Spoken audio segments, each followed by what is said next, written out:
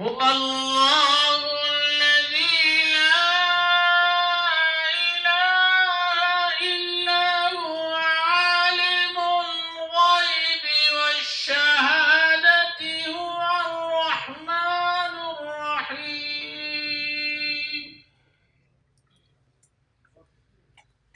هو الله الذي لا إله إلا هو الملك القدوس السلام المؤمن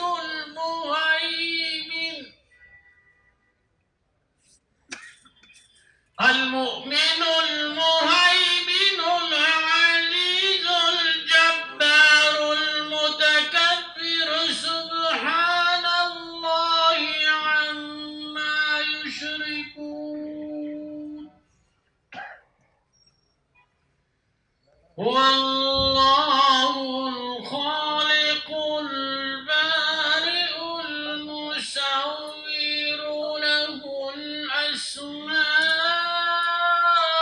الحسنى يسبح له ما في السماوات والأرض وهو العزيز الحكيم. سبحان ربك رب العزة عما يصفون وسلام على المرسلين والحمد لله رب العالمين. اللهم اغفرهم وارحمهم وعافيهم واعف عنهم وأكرم نزلهم ووسع مدخلهم واغسلهم بالماء والثلج والبرد ونقيهم من الذنوب والخطايا كما ينقى الثوب الأبيض من الدنس. اللهم اغفر لجميع الموتى المسلمين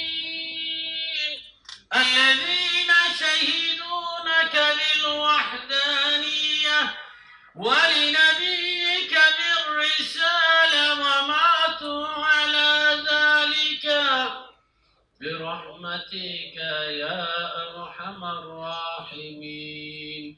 والحمد لله رب العالمين. انجینر صاحب احمد شاه احمدزي سره زما ملګرتیا نږدې 4 لسیزې تر شا پریښي.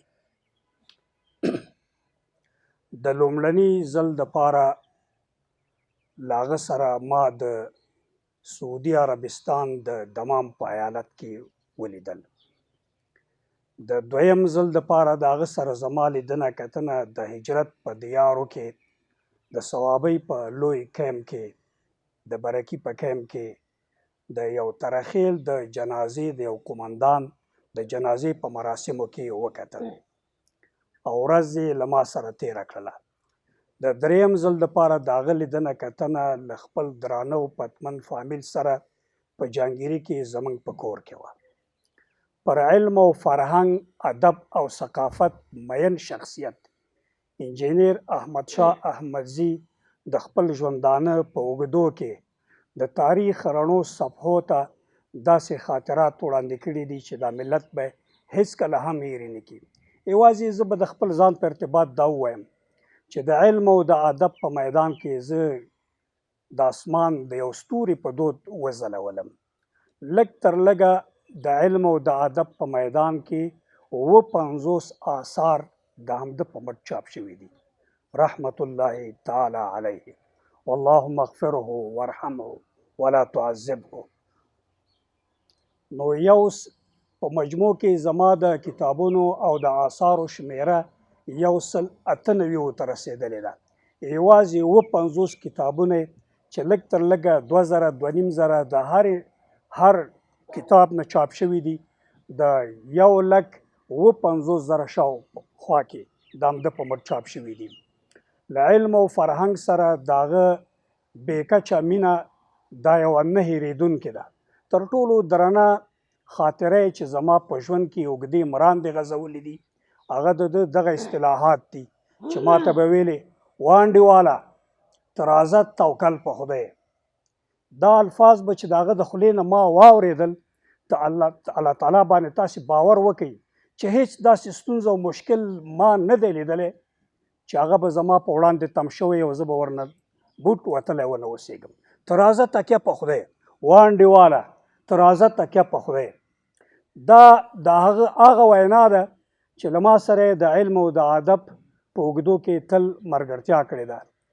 دا د انجینر صاحب احمدشاه احمدزی له دغه فاني بشري نړۍ نه د تلپاتې او ابدي نړۍ په لور کوچ وکړ. الله تعالی دې قبر د جنت روضه وګرځوي.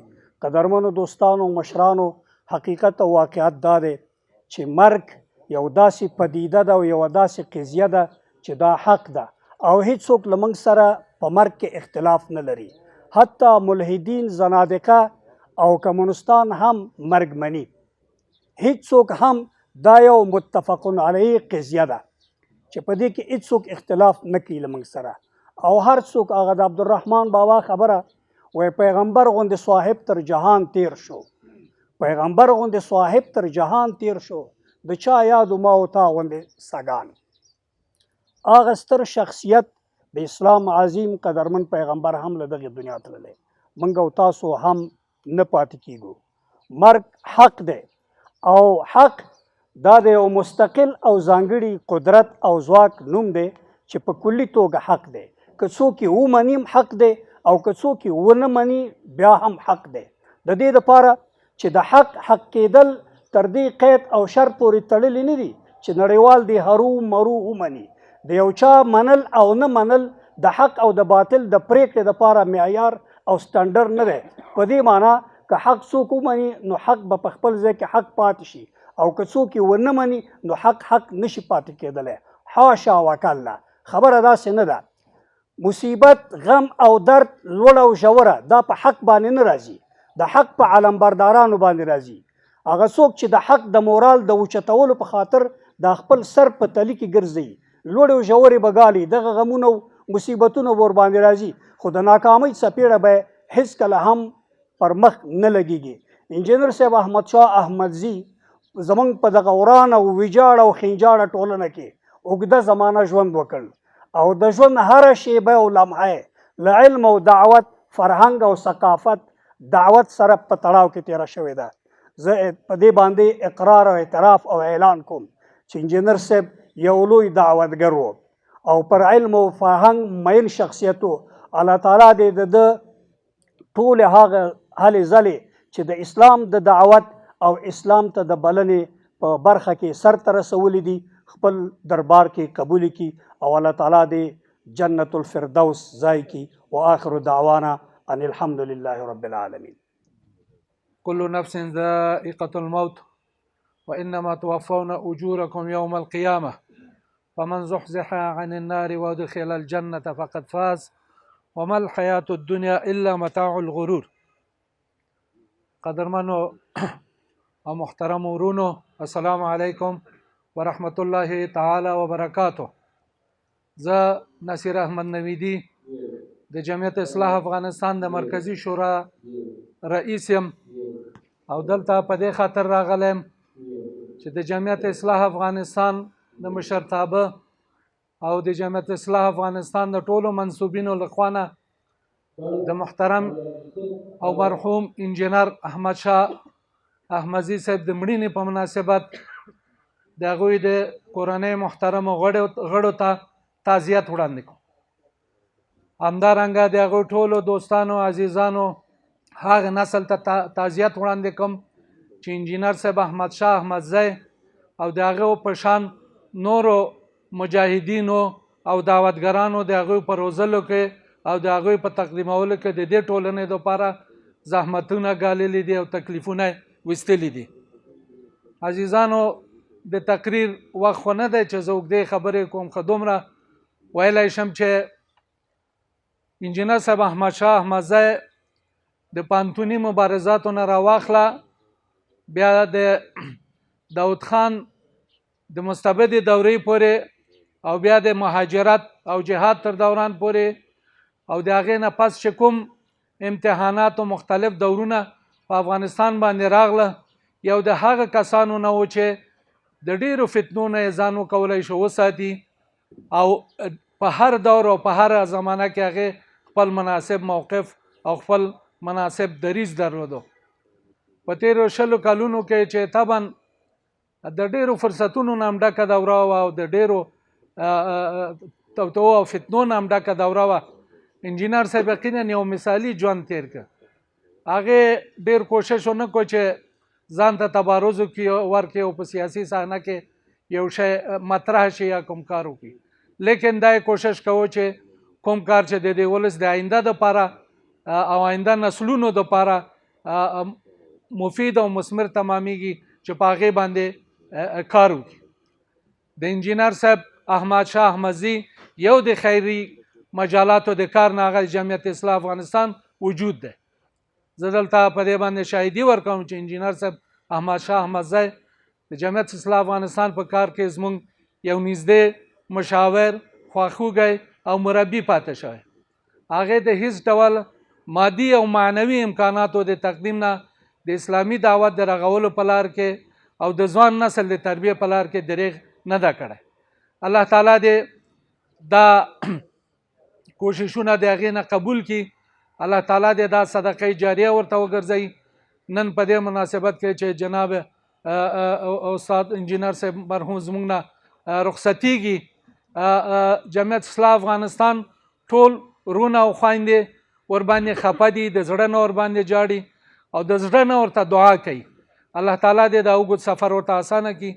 الله تعالی دې دغه جهادونه او تکلیفونه او دعوت دا ورته په هغه دنیا کې په کار کړي او الله تعالی دې د انبیاء او صدیقین شهدا او صالحین سره یو ځای کړي. السلام علیکم ورحمۃ اللہ وبرکاتہ. إن الذين قالوا ربنا الله ثم استقاموا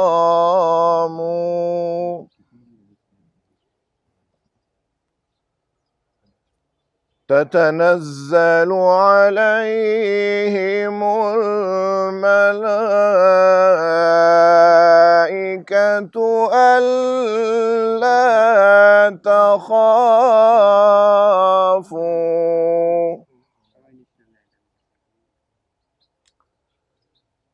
ألا تخافوا ولا تحزنوا وأبشروا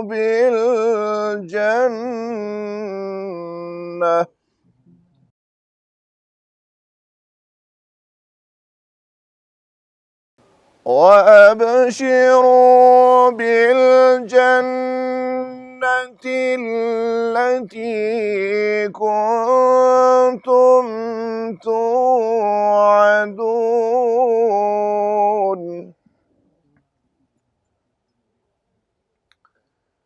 نحن أولياؤكم في الحياة الدنيا وفي الآخرة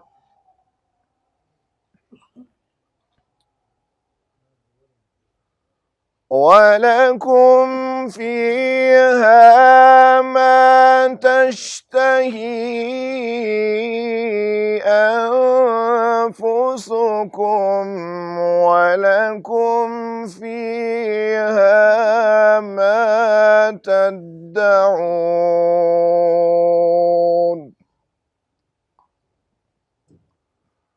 نزلا من غفور رحيم. ومن أحسن قولا ممن دعا إلى الله وعمل صالحا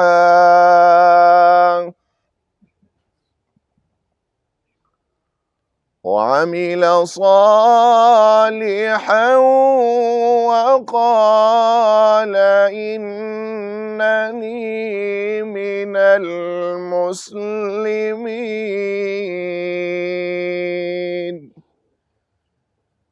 سبحان ربك رب العزة عما يصفون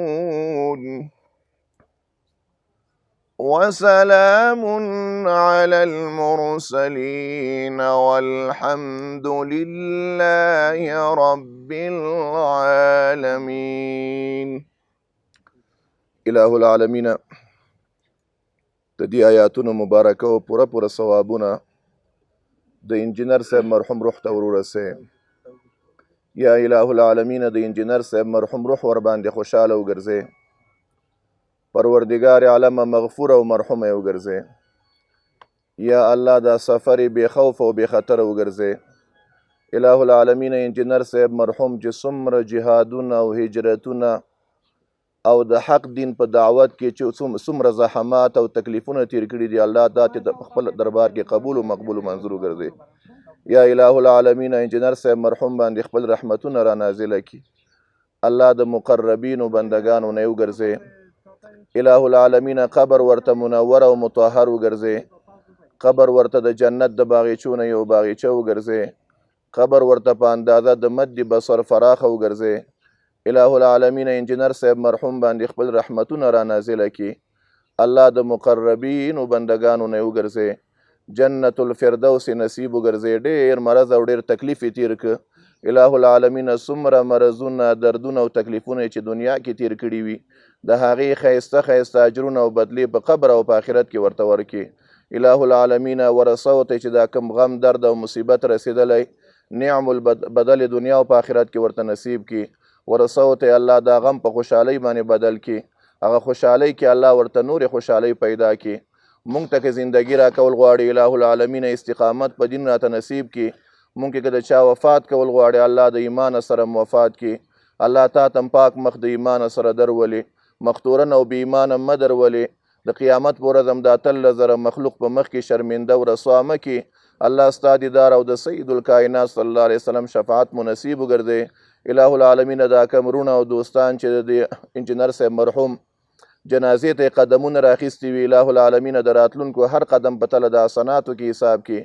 د دین او د دنیا خوشحالۍ نصیب کړي. له خپلو غمونو مصیبتونو او پریشانیو نه خدای وساتي. د انجینر صاحب مرحوم چې څومره فیضات او برکات ول، دا په باقي مانده ورونو بچیانو ورېرونو خپلو خپلوانو اقرباو باندې کېږدي. باقي الله دا کورنۍ له غم او له مصیبت او له پریشانۍ وساتي. انا لله و انا الیه راجعون. الحکم لله. رضا د خدای ده. مرګ یو حقیقت دی، او که نه وي د دغسې شخصیتونو مرګ لکه محترم انجینر صاحب احمد شاه احمدزی، دا زموږ د ملک، زموږ د جامعې ټولنې، د اسلامي نهضت او د دعوتګرانو او د ټول ملک دپاره دا یوه لویه ضایعه ده. بیا په دغسې حالات او وخت کې چې زموږ ملت ډېرو دغسې شخصیتونو او خلقو ته ضرورت لري. خو مرګ حق دی او الله جل عظمته دې د ټول جهادونه دعوتونه په خپل دربار کې قبول کا او پسماندگانو ورثو ته او په سر کې محترم انجینر صاحب محمد افضل احمدزي ته او نورو ټولو ملګریو ته د تعزیت مراسم وړاندې کوم او الله جل عظمته دې دوی ته زموږ سره صبر جمیل او اجر عظیم ورکړه. انجینر صاحب احمد شاه احمدزی د افغانستان د اسلامي نهضت او جهاد او تحریک یو ستوری و. انجینر صاحب احمد شاه د محصلۍ د دورې نه لکه مخکې چې محترم نویدي صاحب ووی، د کابل د پوهنتون د هغه مخکښو دعوتګرانو نه و، د نهضت د اولینو کسانو نه و. هغه انسان و چې استاد عبدالرحیم نیازی شهید یا مرحوم چې هغه هند ته د تداوی دپاره لیږل کېدله، د اسلامي نهضت ټولو کسانو انجینر صاحب احمد شاه احمدزی د دې دپاره انتخاب کا چې هغه ورسره هند ته ولاړ شي. هغه هلته مرحوم وفات شو او جنازه یې راوړل شوه. انجینر صاحب احمد شاه احمدزی د اسلامي جهاد د روسانو او د خلقانو پرچمیانو په وړاندې د جهاد د اولینو کسانو نه وه. زما ورسره د 33 کالو نه را په دې خوا معرفت وه. زه د ځوانانو د تنظیم مشر وم، مسؤول وم، او د ده سره به مې ډېر رفت آمد او ناسته ولاړه د دې په خاطر وه چې هغه د دعوتي کارونو سره، د فکري کارونو سره او د ځوانانو د روزنې سره بې کچه مینه وه او زیات څه به یې چې پیدا کول او په دې لاره کې بخل نه کوه. نو زما ډېره ورسره هغه وه. دومره متواضع انسان چې دومره جهاني وجاهت او شهرت او د جهاد په ساحه کې ولري، بیا دومره تواضع لکه انجینر صاحب سره چې وه، کیدای شي چې د کمو خلقو الله نصیب کړي وي. انجینر صاحب احمدشاه به د لمانځه 5 وخته به په جومات کې پرته له پیراداره حاضر وه. د هیڅ چا په مخ باندې دروازه نه وه او دفتر نه وه تړلی. بې آلایشه انسان وه. صریح جواب یې وچاته وي. که چا سره د کمک توان او وس وایه کوم، کواب که به نه کوم، جواب یې ورکوه. هغه د پردو تر شا یا د دروازو تر شا پورې هغه پټ نه وه. انجینر صاحب احمدشاه احمدزی د افغانستان کې چې مجاهدین کامیاب شول، دلته راغلل، مختلفې لوړې وظیفې دلته ترسره کړې. په ټول وخت کې حق ویل او صراحت یې کړی دی مختلفو مواقفو کې.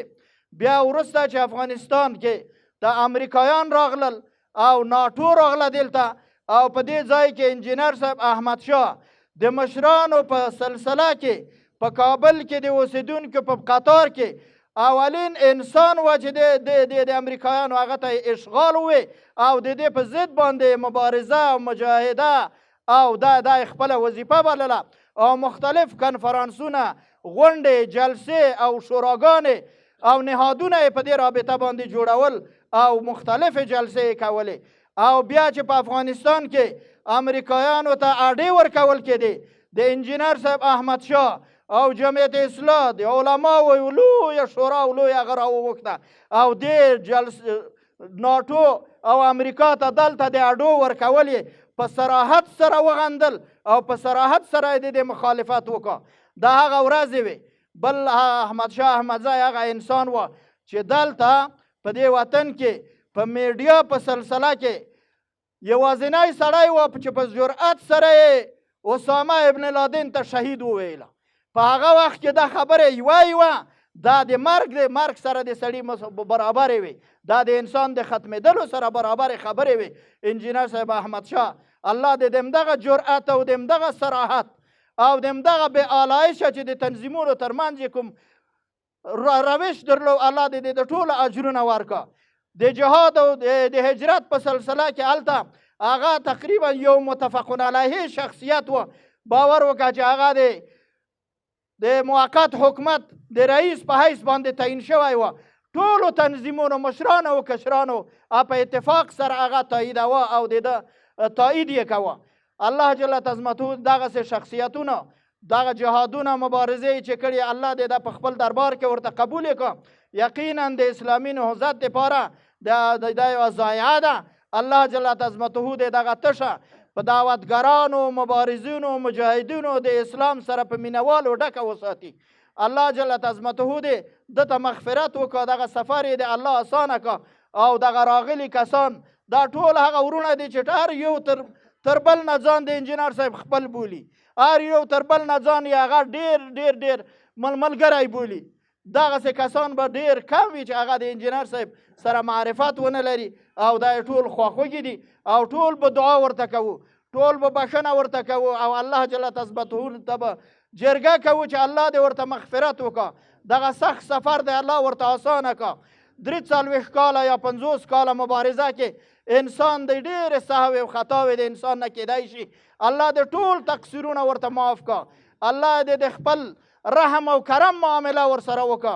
الله جل عظمته دې مغفرت ورته وکړه او پسماندگان او اسلامي تحریک ټولو پسماندگانو ته د الله صبر جمیل او اجر عظیم ورکړه. والسلام علیکم ورحمة الله وبرکاته. وما أدراك ما يوم الدين ثم ما أدراك ما يوم الدين يوم لا تملك نفس لنفس شيئا والأمر يومئذ لله. سبحان ربك رب العزة عما يصفون وسلام على المرسلين والحمد لله رب العالمين. اللهم اغفرهم وارحمهم وعافيهم واعف عنهم وأكرم نزلهم ووسع مدخلهم واغسلهم بالماء والثلج والبرد ونقيهم من الذنوب والخطايا كما ينقى الثوب الأبيض من الدنس. اللهم اغفر لجميع الموتى المسلمين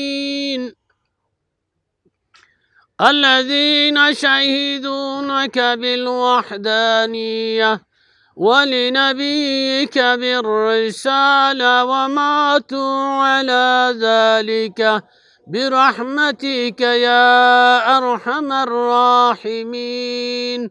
والحمد لله رب العالمين. اللهم ثبت أقدامه يوم تزل الأقدام. اللهم إن كان محسنا فزد في حسناته وإن كان مسيئا فتجاوز عن سيئاته. اللهم باعد بينه وبين خطاياه كما بعدت بين المشرق والمغرب. اللهم باعد بينه وبين خطاياه كما بعدت بين الجنة والنار. اللهم اغفر لحينا وميتنا وشاهدنا وغائبنا وصغيرنا وكبيرنا وذكرنا وأنثانا. اللهم من أحييته منا فأحيه على الإسلام ومن توفيته منا فتوفه على الإيمان. وصلى الله تعالى على خير خلقه محمد وعلى آله وأصحابه أجمعين برحمتك يا أرحم الراحمين. كل من عليها فان ويبقى وجه ربك ذو الجلال والإكرام. صدق الله العظيم. مشران ورونو او د مرحوم انجینر صاحب احمد شاه مزید، دوستان او ارادتمندان، السلام علیکم ورحمت الله وبرکاته. مونږ او تاسو نن د یو ډېر ستر جهادي او مبارز شخصیت د وفات او د ابدي ژوند ته د طلوع په کاروان کې شاملېدل شاهدان یو. مرحوم انجینر صاحب احمد شاه احمدزی زما 52 کلن آشنا او ملګری ده. زما ښه په یادېږي چې د 1948 کال نه مخکې چې دی د کابل پوهنتون نه فارغ شوی و او مخکې د هغې نه په داسې حال کې چې کمونستانو د پوهنتون په فضا کې پوره فرهنګي او سیاسي تسلط درلودل. په هغه وخت کې ده په داخل د لیلیه او خارج د لیلیه کې د پوهنتون لیلیه کې اسلامي عقیدې ته نوي ځوانان او کوم چې نوي پوهنتون کې شاملېدل دوی ته دعوت ورکول، اسلامي عقیدې ته دعوت ورکول. کله چې زه په خپله پوهنتون کې شامل شوم په 1948 کال کې، دا یو د ده څه نږدې ملګري لکه غلام سخي قرغزي د خان آباد ولسوالۍ نه دوی راغلل لیلیې ته او یو تعداد ځوانان یې له ځان سره خپل اتاق ته بوته چې یو پکې حکمتیار صاحب هم شامل و. نو هغه وخت ما په یادېږي چې د ده سرښندنې او د ده مبارزه په داسې حال کې شروع سوی و چې هلته ډېر کم مجال هم وجود نه درلودو چې اسلامي مبارزه څوک په لاره واچوي. انجینر صاحب احمدشاه احمدزي په زیار او غیرت او همت په پوهنتون کې د پوهنتون لیلیه کې د موسیقي اتاق په مسجد باندې بدل شو.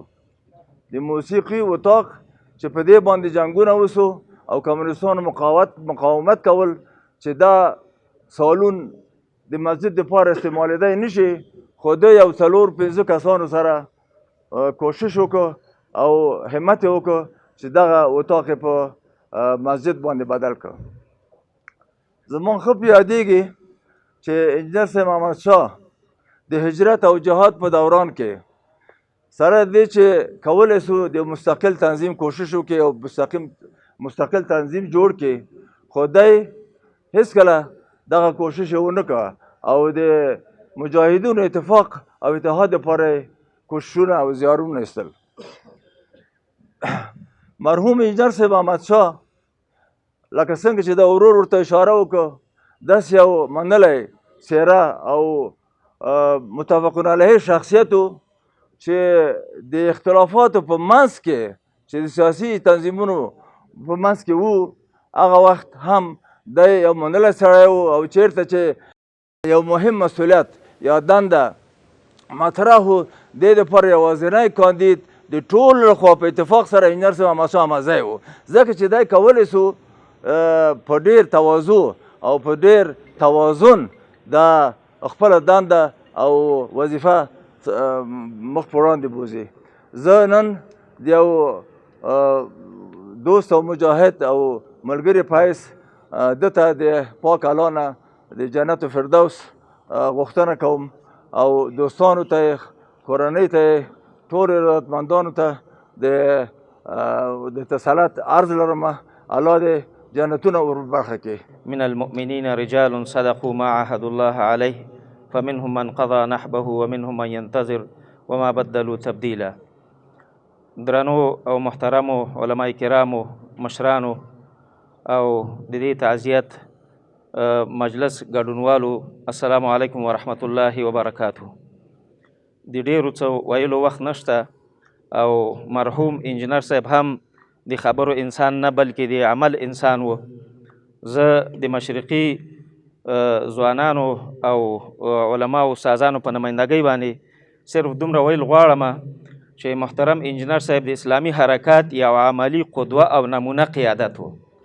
هغه په خپل ژوند کې دا ثابته کړې وه چې هغه یوازې په خوله باندې نه بلکې په عمل کې د نوي نسل او جهادي نسل او یو دیني نسل په روزنه کې څنګه ونډه اخلي، څنګه قیادت کوي او څنګه هغوی ته دا ښیي چې مسلمان قیادت د خپل ولس ترمنځ د خپل ځوانانو ترمنځ څنګه پاتې کېدلی شي بدون له هیڅ ګونه تبعیض او د هیڅ ګونه هغه اختلافات او تفرقې چې د موږ د جهاد په دوران کې موجودې وي.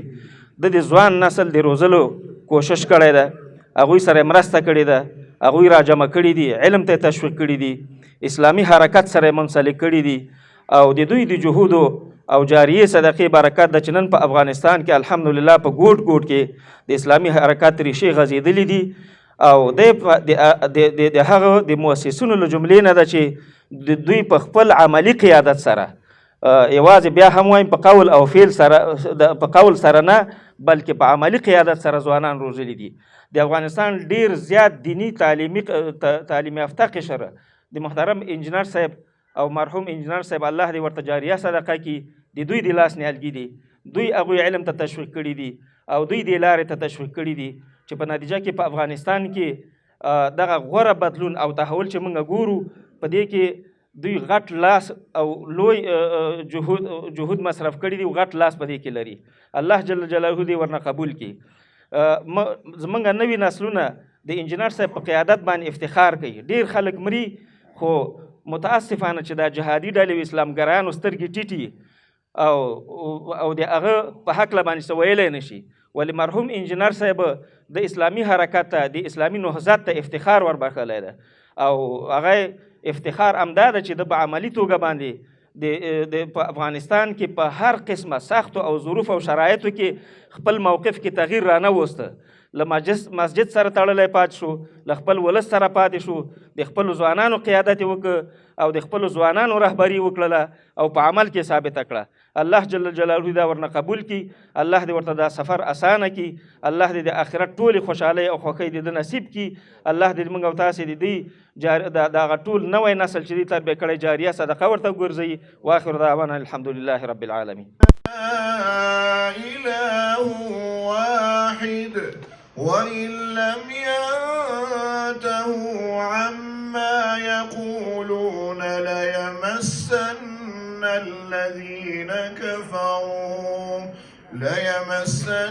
الذين كفروا منهم عذاب أليم. أفلا يتوبون إلى الله ويستغفرونه والله غفور رحيم.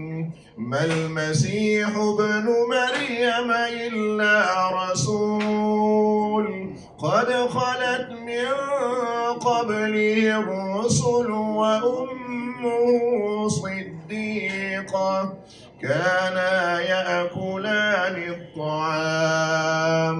انظر كيف نبين لهم الآيات ثم انظر أنا يؤفكون. قل أتعبدون من دون الله ما لا يملك لكم ضرا ولا نفعا والله هو السميع العليم. قل يا أهل الكتاب لا تغلوا في دينكم غير الحق ولا تتبعوا أهواء قوم قد ضلوا من قبل وأضلوا كثيرا وضلوا عن سواء السبيل. سبحان ربك رب العزة عما يصفون وسلام على المرسلين والحمد لله رب العالمين. یا الہ العالمین د دې آیاتونو مبارکه او پوره پوره ثوابونه د انجینر صاحب مرحوم روح ته ورسې. یا الله په دغه تلاوتونو باندې او د علماء کرام چې کوم راغلي دي او مشران راغلي دي او د قرآن او د سنت نه په حوالې سره خبرې وکړي، الله دا په خپل دربار کې قبول او مقبول او منظور وګرځي. الہ العالمین د انجینر صاحب مرحوم روح ور باندې خوشاله وګرځي، پروردگار عالم مغفور او مرحوم وګرځي. یا الله قبر منور او مطهر وګرځي. یا الله قبر د جنت د باغچونه یو باغچه وګرځي. یا الله قبر ورته په اندازه د مد بصر فراخ وګرځي. یا الہ العالمین انجینر صاحب مرحوم باندې خپل رحمتونه را نازله کړي، الله د مقربین او بندگانو نه وګرځي، الله جنت الفردوس نصیب وګرځي. پروردگار عالم ته ور سره د خپل رحم د خپل کرم او د خپل مهرباني معامله وکړي. یا الله په ورځ د قیامت د انبیاء او د صدیقین او د شهدا او په صف کې راپورته کړي. الله رب العالمین څومره جهادونه چې کړي دي، هجرتونه یې کړي دي او د حق دین په دعوت کې څومره هلې ځلې او کوششونه کړي دي، الله رب العالمین دا دې په خپل دربار کې قبول او مقبول منظور وګرځي. دا دې په خپل دربار کې قبول او مقبول منظور وګرځي. الله په دغه کوششونو او محنتونو د دین سره الله جل جلاله د انجینر صاحب مرحوم رو خوشاله وګرځي. یا الله په ورځ د قیامت د انبیاء او د صدیقین او د شهدا او په صف کې راپورته کړي. الله د انجینر صاحب چې څومره فیضات او برکات ول دا په باقی مانده بچیان او ورونو ورونو خپلوان او اقرباو باندې کېږدي. ورسو ته چې دا کم غم درد او مصیبت رسیدلې، الله نعم البدل دنیا او آخرت کې ورته نصیب کړي. ورسو ته الله دا غم په خوشحالۍ بدل کړي او خوشحالۍ کې الله ورته نور خوشحالۍ پیدا کړي. دغه کورنۍ او دغه خاندان الله پاینده کې له غمونو مصیبتونو او پریشانیو نه وساتي. دا کم رونه او دوستان او علما او مشران چې راغلي او دوستان او دلته قدمونه راخیستي دي، الہ العالمین د راتلونکو هر قدم په تله د حسناتو کې حساب کړي، د دین او د دنیا خوشحالۍ نصیب کړي، له خپلو غمونو مصیبتونو پریشانیو نه وساتي. انا لله وانا الیه راجعون. الحكم لله.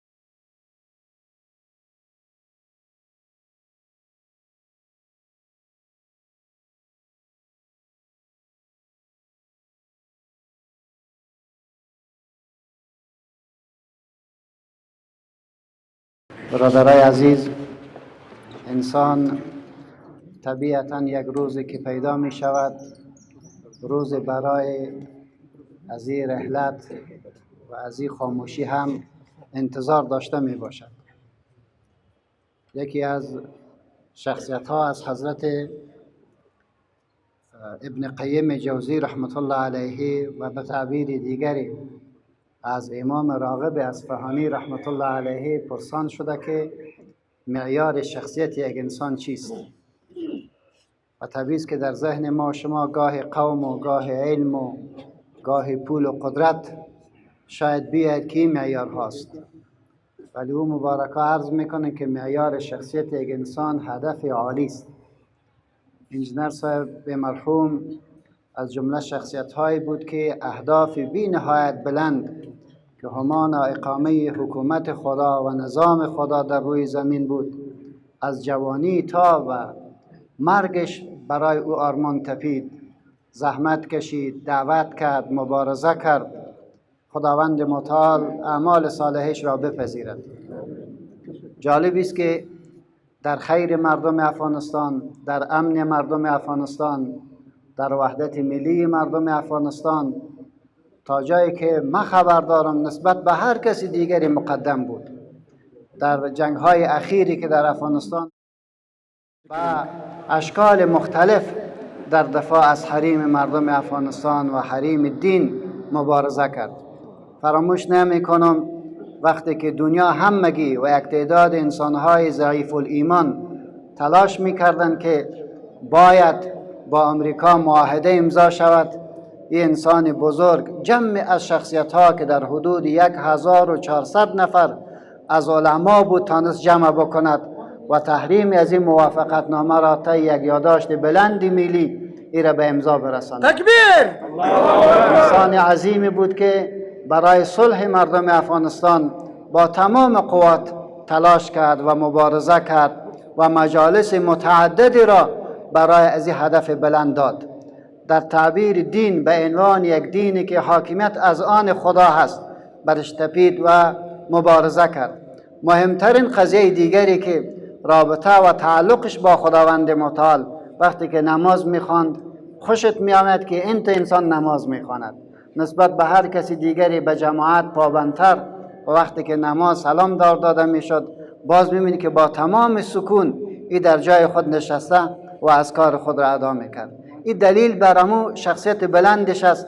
ما نسبت به ذیقی وقت دیگه چیز نمیگم، فقط دمقمه که خدایا جمع از مسلمانان و مجاهدین و انسانان عظیم در این صف حضور دارند و همگی رو به قبله ایستادن و میخوان که خدایا اعمال صالحیش بپذیر، جهاد و مبارزهش بپذیر و اکنون پیش تو می آید، تو سرش رحم بکن، تو برش توفیق امو اعمالی که کرده او را پذیرفته و مورد عفو قرارش بده، درجات بلند را نصیبش بگردان، از جمله کسایی بگردان که برای ما شفیع بوده باشد. و السلام علیکم و رحمت الله و برکاته. ما مخکې درته عرض کړه چې څوک اودس نه لري تیمم دې ووایي په جنازه کې د شرکت وکړي. ما سواله دې نه جنازه دلته کوو، جنازه یې وړي خپل وطني او خپل آباګنۍ کلي ته. هر هغه څوک چې د جنازې سره تللی سي پروردګار عالم به 2 قیراته پوره اجر ورکړي. څوک چې نسي تللی هغه عزیزان له همدغه جنازې نه وروسته صورت وایو، دعا کوو، له همدغه ځایه ورته اجازه ده، خدای دې ټولو سره ښه وکړي. ما سوا له دې نه تاسو خو انجینر صاحب پېژانده، انجینر صاحب هغه شخصیت و چې یو لمونځ یې بې جمع نه کوو. انجینر صاحب په سترګو موږ لیدلی و چې ډېر لرې لرې به یې جمع ته ځان رساوو، بلکې په دې آخر وخت کې چې دی تکلیف یې زیات څه فایز صاحب دې خدای وبخي هغه به په کور کې جمع ورکوله. زه په دې شاهدي وایم چې انجینر صاحب څومره په وس کې پوره هغه لمونځ یې په جمع کوو او بې د جمع لمانځه به هېڅ خوند نه ورکوو. ما سوا له دې نه انجینر صاحب محترم د موږ تاسې د جهاد هغه معظم و مکرم عامر و پروردگار دی هغه په عالم اخروي کې هغه د جهاد په لاره کې چې څه کړي دي او د مجاهدینو چې څه خدمت کړی خدای دې ورته قبول و مقبول وګرځوي. همدارنګه پروردګار د عالم د هغه هجرت ورته قبول وګرځوي. نو جنازه کوو، وروسته له جنازې صورت وایو، ګډوډي به نه جوړوئ. وروسته له صورته چې دعا م وکړه، که څوک ورسره تللی سو هلته کلي ته به ورسره لاړ شي، که نه شي ورسره تللی همدلته ورته اجازه ده. د مرحوم انجینر صاحب د فاتحې مراسم د پنجشنبې په ورځ د عیدګاه په جومات کې دوستان د ټول خبر وي، د 1:30 تر 3:30 بجو پورې د انجینر صاحب د فاتحې مراسم همدلته اخیستل کېږي. امیدوار یم ټول خبر وي. اوس مننه له مولوي صاحب نه هم ډیره مننه. قدرمنو ورونو، دا چې رابندي ده، ډیر دوستان په لاره کې رابندي کې بند دي، نو تر هغه پورې منګه د نهضت اسلامي سرلاری مجاهد شخصیت او د انجینر صاحب د راز او نیاز ملګری استاد محمد زمان مزمل ته بلنه ورکوو چې د انجینر صاحب خاطرې له موږ سره شریکې کړي. له استاد څخه هیله کېږي چې تشریف راوړي. نعرې تکبیر، نعرې تکبیر. من الشيطان الرجيم. بسم الله الرحمن الرحيم. واستفتحوا وخاب كل جبار عنيد. صدق الله العلي العظيم.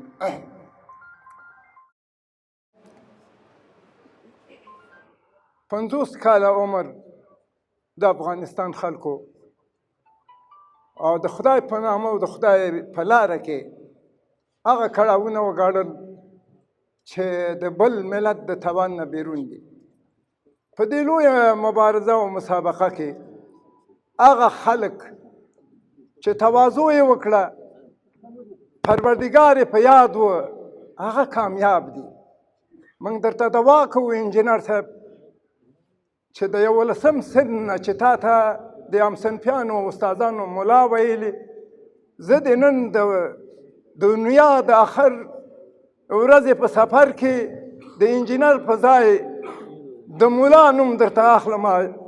خدای دې هماغه عنوان چې په 11 سن کې دی په عصري علومو کې د مولا لقب ګټلی و، پروردګار دې د یو مجاهد انجینر ترڅنګ د یو مجاهد مولا ټول هغه شیان چې په هغه درګاه کې په کار راځي خدای دې تا ته نقد درکړي. زما دوستانو، زما د ډېرې اوږدې مودې دوست و، باور دې راځي چې زه نن چې دلته ناست یم، زه د دوی د تفامیل نه یو ځان ګڼم. په ما یې دونه مهربانۍ کړي، ما ته یې دونه شخصیت راکړی چې نن دی نشته په دې دنیا کې، مګم زه پوهېږم چې زه د ده څونه د محبت او د خدماتو څونه پوره وړی یم. جمعیت اصلاح ځوانان دغه مخامخ د تبلیغ مرکز وګورئ، داسې په مزار کې او په هر ځای کې چې چیرته جومات و، دا میکرویانو سې کې ورغلو، یو مارکیټ و وړکی، امروزه یې امر ورکړه او په مغه هفته کې هغه نن اوس یو لوی جومات ده. دومره مناقب دي چې انسان یې نشي ویلی. زه دا دعا کوم چې عابد صاحب دغه پوره تفصیل ورکړه. هغه ورځ چې عرب و عجم مسلمانان راغلل چې تاسې کورني جنګ ته ننوځئ، دا د جهاد 4 اسمان ته ختلي به لاندې راوغورځوئ. رهبرانو یې خبره ونه منله، هماغسې چې لاړ. ولې انجینر صاحب بلند قامته انسان و. په پابو کې د اسلامي تحریک د دې 4 تنظیمو د اجرایو موږ ودرېدو، په نره ودرېدو چې نتیجه یې ورنه کړه. 3مې درجې 4مې درجې ونه درېدل. داخلي جنګ ته ننوتو چې دا دومره عمر یې دوام وکړ. نن چې موږ او تاسې ټول طالبانو ته خوشحاله یو او کاشکې انجینر صاحب صحت ښه وای، دا لحظات یې مې لیدلی وای، ځکه هغه د سولې د ملت د وحدت تر ټولو مؤمن او عاشق انسان و. خدای شته ده چې موږ او دلته چې هغه ورونه دي ما سره حاجي فرید ده، نور دي چې د مصر نه نیولې، د قطر نه نیولې، په هغه مریضۍ کې د لاس نه یې نیسه. دا انسان څومره یو متواضع انسان و، عظیم انسان و. زمونږ په زړه کې ځای لري او موږ ورته دعا کوو او دا دعا کوو چې دغه د ژوند د آخر ارمانونه دا و چې هغه ډېر د دې لیوالو چې طالبان په خپل وطن شي. او زه داسې احساس کوم چې دا عاشقي یو طرفه نه وي. ډېر خلکو په په دې ایمان درلوده چې طالبان راشي د دې ملک مسایل به حل کړي. خدای مه کړه داسې نه وي چې دا یو طرفه لارې، داسې نه شي چې د مجاهدینو تجربه پکې تکرار شي. مجاهدین خپلې لویې کبریا خراب کړل. هغوی فکر وکړه چې دا ټول افغانستان دوی آزاد کړی، د پروردګار برخه یې کړه، د ملت برخه یې کړه، دوی په کبریا کې ولوېده. طالب هم داسې فکر ونه کړي چې دومره لوی تحول د دوی په اوږو ده او دا هر څه دوی کړي. دا عزیز ملت هیر نه کړي. طالب ملا حیثیت 50 کاله مخکې په افغانستان کې معلوم و چې په دې کوڅو کې به موږ تلو، په یو بسکیل به یو کمونیست ملحد اوریش. بالاخره دې مجاهدینو وضع دې ته راوست چې نن لله الحمد هغوی زموږ مشران دي. زه دعا کوم چې پروردګاره د دې عظیم انسان سفر اسانه کړي، د دغه کورنۍ انجینر صاحب افضل موسی هغوی ته توفیق ورکړي چې د ده دا دوستان وپالي، د ده دا لاره وپالي. وخت نشته، موږ ټول ورته دعا کوو په اخلاص. پروردگار دې د ځای ډکي. واخر دعوانا الحمدلله رب العالمین. مردان یک روز میمیرند، نامردان هر روز. شخصیت انجینر احمد شاه احمدزی یکی از طلایه‌داران نهضت اسلامی افغانستان به عنوان یک مرد مجاهدی که برای وحدت مردم افغانستان کوتاهی نکرد، نه غرق در ثروت شد و نه غرق در قدرت و نه غرق در شهوت. آنهایی که در این سلسله مثلث غرق شوند میمیرند. درسی که انجینر احمد شاه برای پیروانش داد، مبارزه در برابر بی‌عدالتی، تعصب و بربریت و ساختن یک نظام الهی. استغفر الله لی و لکم و لسائر المؤمنین. به نمایندگی از وارثین شهدای نهضت اسلامی افغانستان رحلت انجینر احمد شاه احمدزی را زایی بزرگ میدانم. امیدوار هستم که این خانواده بتوانند میراث پرچمداری انجینر احمد شاه را داشته باشند، همه بتوانند تا پرچم احمد شاه عزیز را در اعتزاز نگه بدارند. موفق و مؤید باشین. د قدرمن استاد څخه ډیره مننه او په اخر کې د انجینر صاحب احمد شاه احمدزي د کورنۍ په نمایندګي سناتور صاحب انجینر افضل ته بلنه ورکوو چې لنډه وینا تاسو ته ولري. اعوذ بالله من الشیطان الرجیم. بسم الله الرحمن الرحیم. ولا تهنوا ولا تحزنوا وانتم الاعلون ان كنتم مؤمنین. قدرمنو مجاهدو مسلمانو ورونو، دا چې ماته وخت راکړ چې زه د خپلې کورنۍ په استازیتوب خبرې وکړم، دا به مناسبه نه وي ځکه چې انجینر صاحب احمد شاه احمدزی تر هغه چې زموږ د کورنۍ سره مستقیما رابطه لري، د ده دوستان محبین د ده مبارزه د کابل د پوهنتون له دورې نه را شروع کوي. ول داسې نه دی. انجینر صاحب احمد شاه احمدزی زما درانه وطنداران د خاک جباد ولسوالۍ دلته تشریف لري. انجینر صاحب احمد شاه احمدزی تر هغه چې ښی لاس او چپ لاس یې پېژندلی دی، د ملا په نامه مشهورو، د 15 کلنۍ او د 6 کلنۍ نه را په دخوا په ملا مشهورو او د افغانستان په روانو حالاتو په مغه وختو کې د دا پوهه او استعداد درلوده چې بالاخره د خپلې پوهې او استعداد په اساس باندې دی دې ته کامیاب شو چې د کابل پوهنتون ته لاړ شي او د کابل په پوهنتون کې د زرهاو محصلینو په منځ کې د مولا عالم دای په نامه مشهور. دا به مناسبه نه وي چې زه وایم چې د کورنۍ په استازیتوب خبره وکم.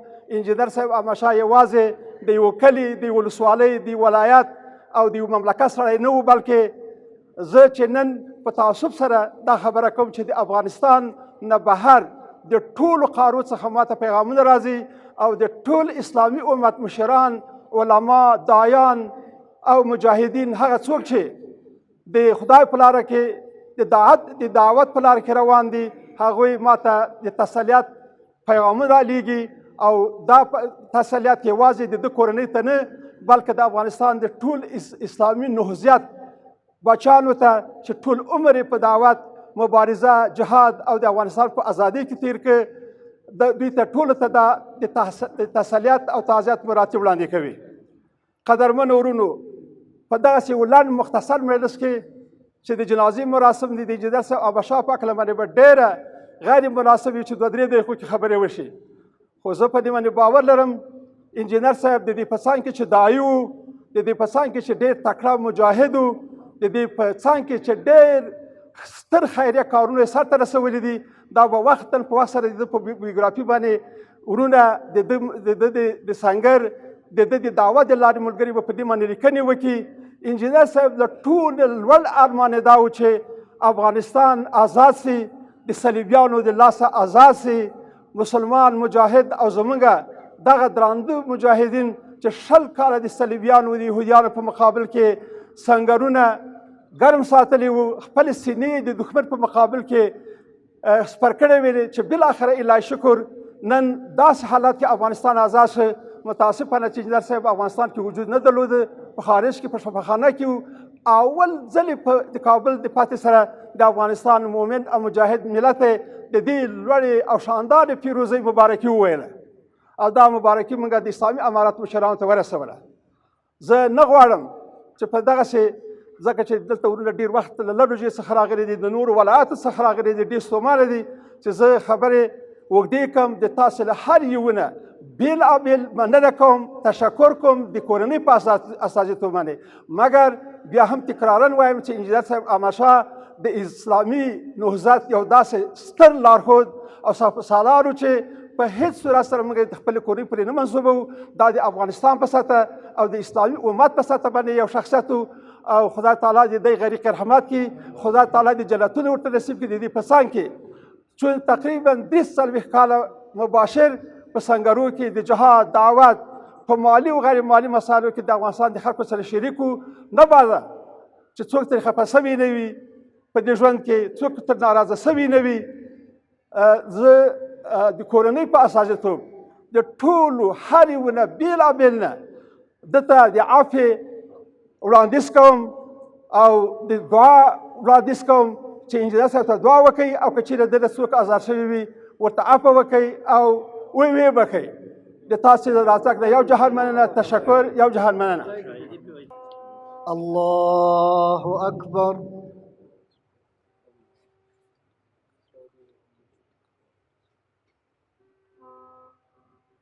الله اکبر.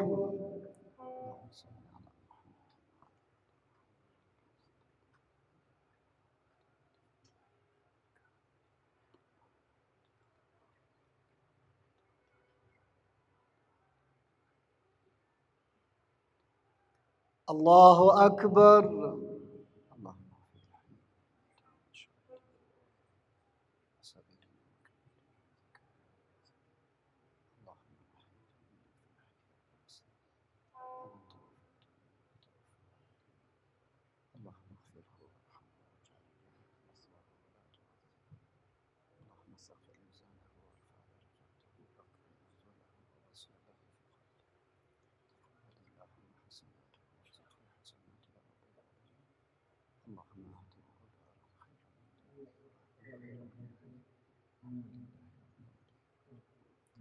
الله أكبر.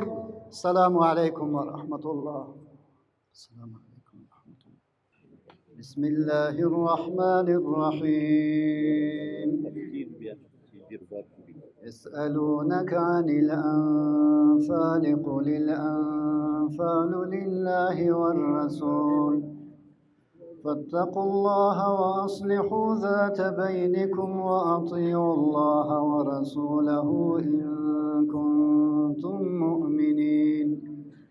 إنما المؤمنون الذين إذا ذكر الله وجلت قلوبهم وإذا تليت عليهم آياته زادتهم إيمانا وعلى ربهم يتوكلون. الذين يقيمون الصلاة ومما رزقناهم ينفقون أولئك هم المؤمنون حقا لهم درجات عند ربهم ومغفرة ورزق كريم. سبحان ربك رب العزة عما يصفون وسلام على المرسلين والحمد لله رب العالمين. اللهم اغفره وارحمه واجعل الجنة مثواه ولا تعذبه. اللهم ثقل ميزانه وارفع درجاته وأكرم نزله ووسع له في قبره. تقبل اللهم حسناته وزد في حسناته. اللهم أعط له دارا خيرا من داره وأهلا خيرا من أهله. إنا لله وإنا إليه راجعون.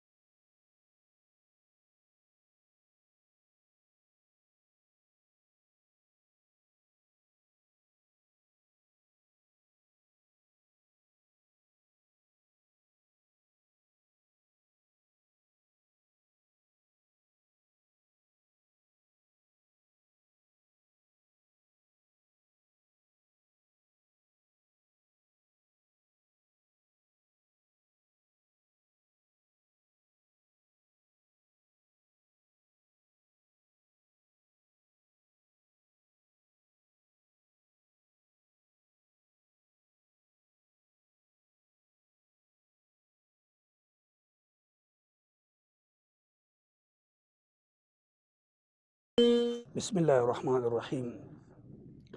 انجینر صاحب احمد شاه احمدزی رحمه الله د هغه سره زما ملګرتیا د علم او د ادب په میدان کې نږدې 4 لسیزې تر شا پرېښې دي. زه یې په ملګرتیا او انډیوالۍ ویاړم.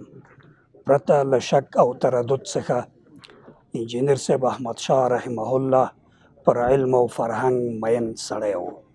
یوازې د خپل ځان پر تړاو به زه همدا ووایم چې د علم او د ادب په میدان کې زه د اسمان ځلانده ستوری کړم، او ما چې د علم او د ادب په میدان کې څومره انکشاف کړی دی تر شا یې د همده اوږده لاسونه وو.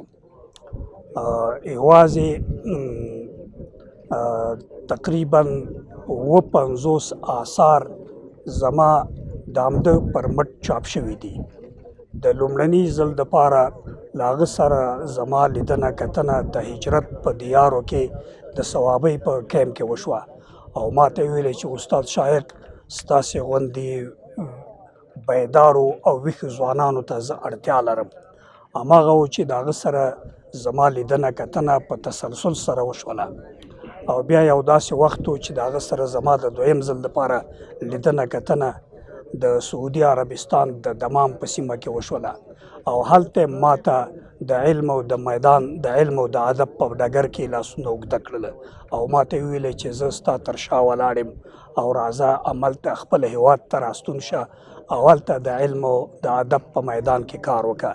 نو پرته له شک څخه د هجرت په دیارو کې د اسلامي دعوت علمي مرکز د همده په مټ باندې ودان شوی و، او د اسلامي دعوت او ثقافت علمي مرکز خپرندویه کتابونه د ده په مټ باندې هغه شوي وو. بیا داسې یو وخت راغی چې په کابل کې د اسلامي څېړنو مرکز یا د اسلامي تحقیقاتو مرکز هم زموږ په مشوره باندې د دوی په تمویل باندې منځته راغی، او د اسلامي څېړنو یا د اسلامي تحقیقاتو مرکز یوازینی مرکز و چې په دې باندې وتوانېده چې یوازې زما د آثارو څخه 1,55,000 نسخې افغاني ټولنې ته وړاندې کړلې. دغه ټول د دې ښکارندویه دي چې انجینر صاحب احمد شاه احمدزی په رښتیا هم پر علم او فرهنګ باندې مین سړی و. دا یوازې زما د مطبوعاتي او فرهنګي ژوند په اوږدو کې هغه څه و چې زه ورته اشاره یا نغوته کولی شم. زما په څیر نور ډیر علمي مراکز، علمي خپرندویه مراکز چې د تر شا ولاړو، د هغې جملې نه هم د جمعیت اصلاح څپان د علمي خپرندویه او دعوتي مرکز یادولی شو. دغه مرکز چې بې شمېره ځوانان د دغه هیواد په بېلابېلو نقاطو په بېلابېلو ابعادو جوانبو کې وروزل، نو موږ په ډاډه ویلی شو، په جرأت سره ویلی شم چې د دغه ټولو تر شا د انجینر صاحب احمد شاه احمدزي اوږده لاسونه وو. انجینر صاحب احمد شاه احمدزی د جهاد په بهیر کې یو له هغو لارویانو څخه و چې خپل ځورېدلي او اکثیر ملت ته د علم او د ادب په میدان کې ډېر څه ورکړل. زما نوم فریدون دی. انجینر صاحب یو شخصیت، قوي شخصیت و، یو صالح بالخیر و، د مجاهدینو له مشرانو څخه ډېر یو لوی مشر و. اول کله چې د مجاهدینو هغه موقت حکومت په پېښور کې جوړ شو او دی صدر جوړ شو، ډېر یو په سوله کې او په تنظیمي مسایلو کې ډېر یو معقول لوبه د ځان سره دغه لرل. خدای دې وبخي، ډېر یو لوی جهادي شخصیت و، او ډېر دوی په فرهنګي چارو کې لوی کار کړی دی. کله چې هغه وخت لومړی وخت د ریاست جمهوریت انتخابات و، د په انتخابات هم که ښه نقش ودرېد، خو دوی کوم خلک چې د دې مخالف وو په انتخاباتو کې داسې کار وکړه چې دوی باید کامیاب نشي. خدای دې ته وبخي او جنتونه نصیب کړي. ډېر لوی شخصیت و. هر څه چې دې په باره کې موږ ووایو کم دی. بسم الله الرحمن الرحیم. ما نوم عبدالجمیل تخلص شیرانی کوم. عبدالجمیل شیرانی زما نوم دی. د انجینر صاحب سره زه له پېښور له وخته پیژنم، ځکه چې پېښور په بابو جومات کې کومه زندگی کوله. په وخت کې مرکزي جومات کې د بابو د ده کور له مسجد ډېر لرې و. دا زه ګواهي ورکوم، زه په وخت کې محصل وم، ډېر کوچنی وم، خو د ده کور له مسجد ډېر لرې و او ده به 15 وخته په جماعت سره لمونځ کوله. دا ګواهي زه ورکوم. او دا په اوس راغلی هم د دې په خاطر یم د ورمې هلته په عیدګاه جومات کې جنازه وکړه، بیا دلې راغلو ورسره د دې په خاطر چې په د جهادي رهبرانو کې دا یو معقول با تدبیر او حتی یعنی د اقتدار وجه نه و، د اختلافونو په جوړولو کې د ده لاس نه و. حتی د کوشش کوه چې د مجاهدینو ترمنځ اتحاد او اتفاق راولي. متاسفانه چې مجاهدینو بعضې مشران ونه توانېدل چې د افغانستان د اسلامي جهاد ارزښتناکه جهاد هغه فلسفه چې مجاهدینو وکولی شول چې روسانو ته د روسانو اشغال مات کړي او د روسانو اشغال ته د پای ټکی کېږدي، خو متاسفانه چې ونه توانېدل چې هغه جهادي امتیازات وساتي. متاسفانه چې بعضې رهبران د قدرت وږي و په خپل منځونو کې په جنګونو اخته شول، خو انجینر صاحب د تل لپاره د دې مخالف او نه یې غوښتل چې جنګ او جګړه وشي، او خصوصا د امریکا د توافق په هکله ډېر مخالف او د یوه جبهه جوړه کړه د هغې په خلاف باندې چې دا توافق باندې ونیسي. خو متاسفانه هغه توافق هم وشو او د ډېر ارمان و چې یو اسلامي انقلاب اسلامي حکومت راشي، خو دی په دې وخت کې مریض و چې د طالبان اسلامي حکومت له اسلامي حرکت وکولی شو چې د افغانستان ټوله خاوره د اسلامي بیرغ لاندې راولي. دی متاسفانه ونه توانېده چې دی د خپلو سترګو باندې ده وویني. انجینر صاحب د خدای وبخښي ډېر جلیل قدر انسان و، ډېر عالم، ډېر پوه په هر سیاسي مسایلو کې، په اقتصادي مسایلو کې، په دیني مسایلو ټولو کې په الله دې وبخښي. کرایه څه شته ده، د ډوډۍ مصرف څه شته دی، دا به بل سوال چې ځان د بنې مخکې کوي. همدارنګه په دې لاره چې ځي ګورې دې خوا اخوا ته چې یو ښه رفیق، یو ښه دوست، یو ښه سړی د ځان سره لاروی کې او د هغه سره دا سفر په مخ باندې بوځي. له هغې نه وروسته چې بیا هغه ځای ته ورسېږي هلته نه پاتې کېږي، بلکې ستا یو 2 ورځو د خاطره کار و، هدف دې ترلاسه کړه او بېرته سره راوګرځه، د خپل اصلي ټاټوبې ته باید متوجه اوسېږي. عزیزانو، موږ او تاسې په دې دنیا کې مسافر یاستو، اصلي ځای د موږ دغه دنیا نه ده. نو ځکه رسول الله صلی الله علیه وسلم مهرباني کوي چې آخرت په حقیقت کې یو دشته ده چې ستاسې د خپل په اعمالو باندې هلته باید ونې کېږدئ، هغه باید مزروعه کې شنه یې کې او ګلابونه پکې کېږدئ. نو اوس ځانه پوښتنه وکړو چې د دغسې یو ستر سفر چې ګورئ نن انجینر صاحب وروسته د کلو دلته راغی، هغه ښه دوست یې ورته متوجه دی چې کوم ځای سوړه پاتې نه وي چې هماغه ځای کې خټه کېږدي. ښه دوست بیا هم دی چې 2 ځای پورې راغی او خاورې اچولو کې ورسره مرسته یې وکړله. ښه دوست هغه دی چې ورته وایي چې خدایه ویې بخښې، هېڅوک په دې قبر کې ځان سره نشي شخ کولی، که وجاړو که وخاندو هر څه وکړو. موږ د خپل یو دوست چې یو طرف ته عالم و، یو طرف ته دعوتګر و، یو طرف ته مجاهد و، یو طرف ته ښه مشر و، دغسې یو سړی مو د لاس نه ورکړه او دا خو د خپل اصلي ټاټوبې ته لاړه، د خپل اصلي هدف ته لاړه. اوس موږ ځان نه پوښتنه وکړو چې موږ د خپل د ژوند په خاطر باندې کوم هدف تعیین کړی دی؟ آیا داسې یو شي سم فکر کړی دی چې اصلي تګ دی موږ دغسې یو ځای ته راځو چې هېڅوک به راسره نه اوسېږي، یوازې به اوسېږم او ملک الموت به یې پوښتنه به رانه کوي، ملایکه کرام الکاتبین به پوښتنه رانه کوي چې من ربک، ستا پروردګار څوک و؟ عزیزانو، په دې باندې سر خلاص کړي چې دا من ربک متفاوت سوال دی. دا داسې نشي کېدلی چې د یو پروفیسر و د یو عالم نه انده چې من ربک دا وایي چې الله به ورته خوشی کړه. یو سړی چې نجار، یو سړی چې دیقان، یو سړی چې چوپان، هغه ته چې من ربک هغه چې الله او خوشی کړي. دا د هر انسان هغه امکانات، هغه علم، هغه توان، هغه قدرت چې ورته ورکړی دی، الله هغسې پوښتنه ورنه کوي، راکړه ستا پروردګار څوک و؟ څنګه یې وروزولې، څونه امکانات یې درته درکړه، څونه عزت یې درته درکړه، څونه توانایي درته درکړله، تا د هغه رب څه وکړه؟ دا جواب باید ورته ورکړي. من ربک، ستا پیغمبر څوک دی؟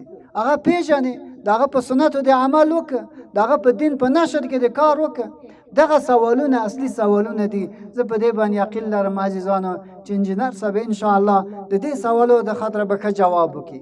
تاسو باور په دې باندې وکړئ، یو سړی چې د انجینري نه فارغ شي، بیا لاړ چې خپل تحصیلات عالی په امریکا کې وکړي د هغې ځان هغه زمان هغه قدرت هغه توانایي هغه امکانات ټول خوشي کړي او راشي دغسې افغانستان ته چې جنگ دی جګړه ده معیوبیت دی مشکلات دي دې ټولو ته سینه ورکړي آیا دا به د دین سره څونه نږدې پاتې شوی اوسېږي هغه څوک چې د ده دوستان دي د ده سره ژوند تېر کړی دی فرد نه یې پوښتنه وکړي د انجینر صاحب د ژوند نه د هغه د دین نه د هغه د دعوت نه د هغه د اخلاقو نه متاثر دی هر چا سره د خپل په توان باندې ورسره کومک کړی دی موږ من حیث مسلمان من حیث دې باندې چې تاسو باور وکړئ وروسته د اشغال ځنې چې په افغانستان کې په دې باندې ورونه کېناستل چې د فکري تغذیې په خاطر باندې د دې په خاطر باندې چې ملت ته د دین ښه روزنه ورته ورکړ شي دین ښه آسان او ارزان ورته معرفي شي د جهاد اصلي اهداف د انسانیت او د افغانانو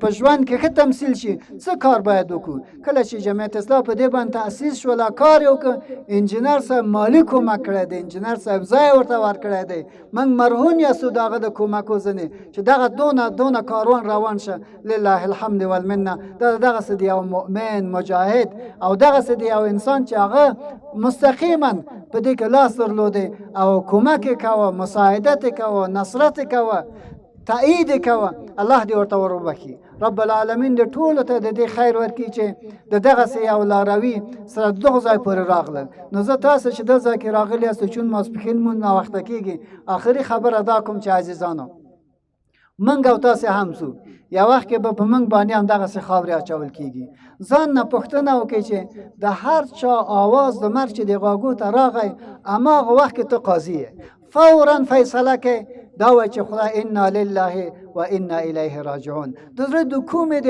آواز جګېږي او وایي چې خدای وی بخي دغه چې ته وایي چې خدای وی بخي حتما تاسو ښه کړي دي حتما تا ته ښه آواز در رسېدلی دی حتما ستا تایید یې کړی دی حتما یې تا ته لاس در کړی دی او د هغه ښه دې ته اورېدلی دي چې د زړه نه دغسې آواز درته جګېږي خدای نخواسته که چا بد کړي غلطي کړي کله چې آواز د مرګ غوږ ته دې درشي بیا نو څه وایي نه ښه مړ شه اوس به خدای ورسره څه کوي ښه اوس لاړه اوس به خپل جوابونه ورکړي اقلا دا ورته وایي او که ډېره بدي کړي بیا ورته چې خدای دې په مصیبتو باندې ګرفتار کړي خدای دې د خلکو پوښتنې ورنه وکړي دغه ظلم چې که الله دې د دې جبیره ورنه واخلي بیا به دا خود به خود قضاوت کوي نو بناءً ټول کسان من حیث مسلمان قاضي کیږي الله دې کله چې موږ مرو او دغسې آواز د مرګ مو د خلکو غوږو ته ځي د انجینر صاحب غوندې آواز د خلکو خدای ته ورته ورکړي چې وایي چې خدای دې وبخي ښه سړی وه د خپل علم د خپل پیسې د خپل ځواني د خپل عمر ټول د افغانستان د جهاد او د افغانستان د ملت د سړوایي په خاطر باندې ورکړه په دواړو جهادونو کې سهم درلوسته د کمونستانو د روسیانو په مقابل کې جهاد وکړه والله زه شاهدي ورکوم چې د اشغال د امریکې د اشغال په مقابل کې د سړی مقاومت وکړه جهاد یې وکړه او خپل تعبیر هیڅ کله بند نه کړه همیشه د ازادۍ او د اسلام ناره یې پورته ساتلې وه رب العالمین جهاد ورته قبول کړي الله دې دعوت ورته قبول کړي رب العالمین دې کورنۍ ته ورته اجر ورکړي چې وکړلی شي د دې لاره تعقیب کړي د ده اهداف تعقیب کړي یقینا زه په دې باندې باور لرم چې انشاءالله دا کورنۍ ستره کورنۍ ده د خپل اهداف چې ورته ترسیم شوي دي دین ورته ښودلي هغه به نه هېروي خو مهمه خبره به دا چې دوستان چې د انجینر صاحب وي هغو سره د خپل لاره او د خپل تړاو همیشه ولري سبحانك اللهم وبحمدك استغفر الله اللهم اغفره وارحمه واجعل الجنة مثواه ولا تعذبه اللهم ثقل ميزانه وارفع درجاته وأكرم نزله ووسع له في قبره اللهم تقبل منه حسناته يا رب العالمين وزد في حسناته يا ذا الجلال والإكرام اللهم أعط له دارا خيرا من داره وأهلا خيرا من أهله إنا لله وإنا إليه راجعون والسلام عليكم ورحمة الله وبركاته کوم ځای کې چې دی اوسېږي د 11 کاله را په دې خوا زه دغه مسجد امام وم او انجینر صاحب محترم یو جماعت هم چې ده نه قضا کوه او واقعا په آخرو 2-3 کلو کې په داسو شکل باندې راته چې هغه د صحابه کرامو زندگی موږ ته را په یادوله چې 2 کسانو به چې د یو به د یوې اوږې نه نیولی و بل به د بلې اوږې نه نیولی و او د جماعت دروازې پورې به بیچاره موټر کې راغی. په موټر نه به هم ډېر په تکلیف او په سختۍ باندې راکته کېده، په دردو کې، په مشکلاتو کې. او مسجد کې به هم چې په ډېر په تکلیف باندې ناست و، مونځ به یې په عاجزانه شکل باندې وکاوه. او نو بس دغه زه د قبر هغه وروستني لحظاتو باندې ستاسو په مخ کې شاهدي وایم. پاک پروردګار د مغفرت ورته نصیب کړي. دغه لوی سفر د پاک پروردګار ورته اسانه وګرځي. پاک پروردګار دا قبر ورته د سترګو د دید په اندازه باندې فراخه ولري. پاک پروردګار جنت فردوس ورته نصیب کړي. انا لله و انا الیه راجعون. الحمد لله رب العالمین والصلاة والسلام على رسوله الكريم صلی الله علیه وعلى آله وصحبه اجمعین. قدرمنو مشرانو، محترم حضارو، السلام علیکم ورحمت الله وبرکاتہ. نن په دې کې هیڅ شک نشته دی چې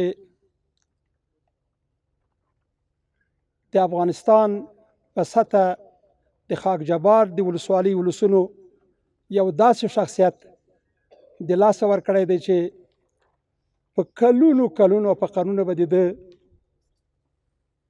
د مرحوم جای ډک نسی.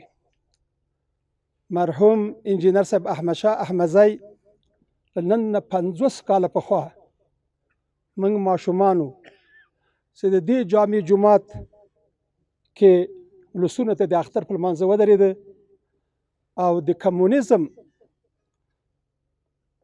د تاوانونو، د کمونیستي اشغالګرو او د کمونیستانو مزدورانو او د روسانو د توطیې څخه خپل ولسونه خبر کړل. ولسونو ته خبرداری ورکړه چې او خلکو خپل اولادونو ته متوجه سئ چې وطن ته داسې بلا راغلی دی چې په نامه د کمونیستانو د خلق او د پرچم د حزب په نامه باندې خلکو ته خبرداری ورکړه. له همغه وخت نه دلته قرار د خاک جبار په ولسوالۍ کې د خلقي، پرچمي او د اخواني په نامه باندې دا خطونه جوړ شول او حتی په وړکیو او لوی مکتبو کې د اخواني، د پرچمي او خلقي او د کمونیست په نامه باندې صفونه جوړ شول او یو د بل په مقابل کې سنګر ته ودرېدل. انجینر صاحب احمد شاه په ډېر جرأت سره چې د ظاهرشاه حکومت یو تعداد ډېر محدود انسانان په دې پوهېده چې د کمونیستانو توپان چې را روان دی دا افغانستان لکه د خامار په شکل باندې هضم کوي. ولې متاسفانه د دې وطن کې یو ډېر محدود انسانان خلقیان او پرچمیان شول او خلک د دې منطقي ولسونو هغه د انجینر صاحب احمد شاه دعوت ته اهتمام ونه کړ. ډېرو خلکو په خپلو کورونو کې، په خپلو کلو کې، په خپل جماعتونو کې ورته خلقی او پرچمی پیدا سه. د خپل کلو خلکو د خپل خلقي زوی، د تره زوی او د اکا زوی څخه دفاع او ساتنه شروع کړه. سره د دې نه انجینر صاحب احمد شاه ډېر په زغرده، په ډېر زړورتیا سره د ظاهرشاه په حکومت کې راپورته سه او دلته د ظاهرشاه د حکومت په خلاف او همدارنګه د کمونیستانو د دې توپان په مقابل کې د سپر په شکل ودرېده. دلته مبارزه شروع کړه. انجینر صاحب احمد شاه له همدغه ځای نه د دې خاک جبار د ولسوالۍ نه لاړ د کابل د افغانستان کې د پولیتخنیک لیسه کې هلته درس شروع کړ. له هغې جنه پوهنتون ته لاړ او له همدغه جنه له 5 کلنۍ او 6 کلنۍ نه را په دغه خوا باندې دا دعوت شروع کړی و چې بالاخره دعوت داسې حالت ته ورسېدل چې د روسانو لښکر افغانستان ته راغلی چې د 2 میلیونو شهیدانو او د لکاو زخمیانو د میلیونهاو دربدر مهاجرو سبب وګرځېده چې نن 43 کاله کېږي چې د افغانستان مظلوم ابد پاولس په دې ماتم باندې ګرفتار دی. یو استعمار ختمیږي، بل استعمار راځي، بل استعمار ختمیږي، بل استعمار راځي. وبخښه لږ اوبه راکړه چې زه شکر تکلیف لرم. وبخښه غواړم، بخښنه غواړم چې د لمانځه وخت دی، نه غواړم چې خبرې کېدای شي چې دا ډېر معزز میلمانه د انجینر صاحب احمدشاه د فکر د عقیدې د اسلامي دعوت ملګري دلته نن تشریف لري.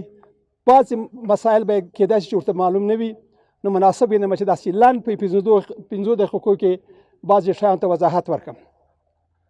مشرانو، انجینر صاحب احمدشاه د پولیتخنیک له پوهنځي نه شروع، بیا د پوهنتون په سطح باندې او له دغه منطقې د خاک جبار د منطقې څخه بالاخره یو داسې شخصیت ورڅخه جوړ شو چې له همدغه منطقه کې چې تربیه شوی، په همدغه منطقه کې خاپوړې کړې وې، ابتدایي زده کړې له همدغه جینه کړې وې، له همدغه جینه لاړ امریکا ته.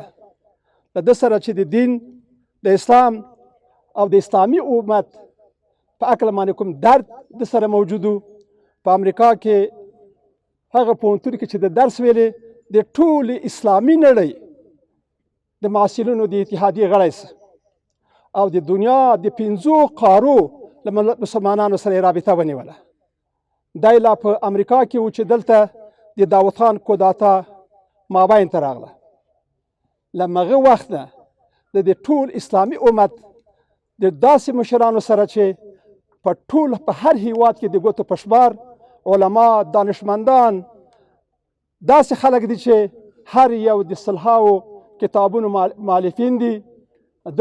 د ټولو اسلامي نهضتونو له ورونو سره د رابطه درلودله او د افغانستان کې د کمونستانو د هجوم او د روسانو د هجوم څخه ټول اسلامي سیاسي او اسلامي تنظیمونو ته خبرداری ورکاوه.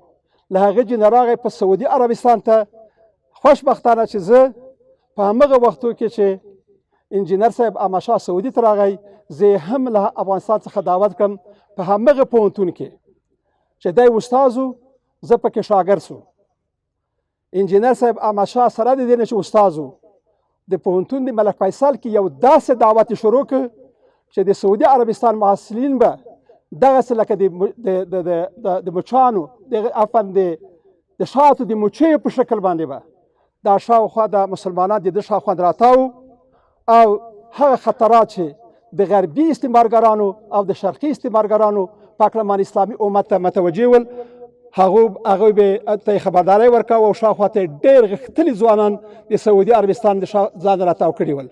دلته زما محترم ورور مزمل صاحب هم تشریف لري، ځکه چې ما او دی د همغه وخت شاهدان یو.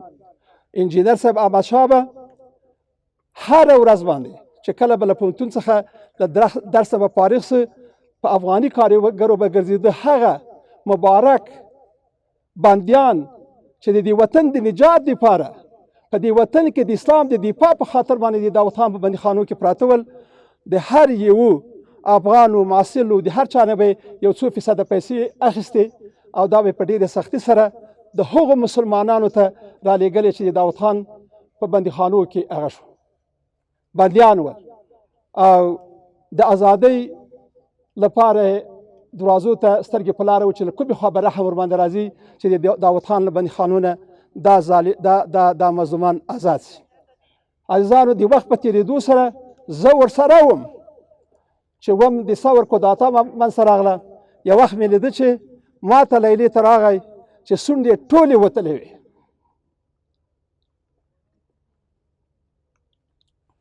ما ورنه پوښتنه وکړه چې څه پېښ شوي دي چې سونډې دې ټولې وتلې دي.